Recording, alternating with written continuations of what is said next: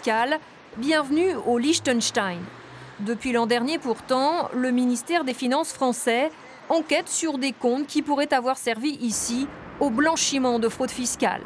Le dossier est maintenant dans les mains de la justice. Nous avons à la fois permis à des personnes qui ont été repérées avec des enquêtes, qui ont été reçues, de se mettre en règle et donc de payer, en fait, de payer l'impôt qu'elles n'avaient pas payé et de payer les pénalités très lourdes que le fisc a mis.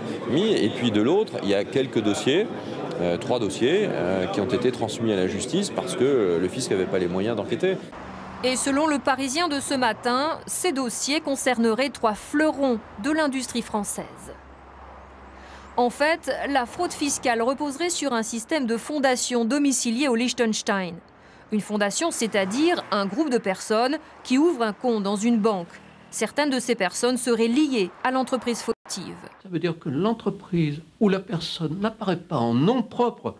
Elle n'a pas à la Banque centrale du Liechtenstein un compte à son nom à elle, mais on lui crée une fondation sur mesure, ça va s'appeler par exemple Rossignol SA, et dans cette fondation sont placés les capitaux que l'on veut dissimuler, mettre à l'abri. Pour l'opposition, il faut agir plus radicalement contre des pratiques connues de longue date.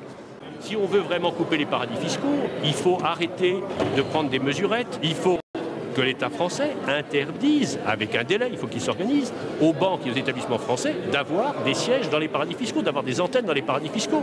Comme dit Strauss-Kahn, il faut les attaquer à la dynamite. Coïncidence du calendrier, le G20 commence jeudi et devrait se pencher sur les paradis fiscaux.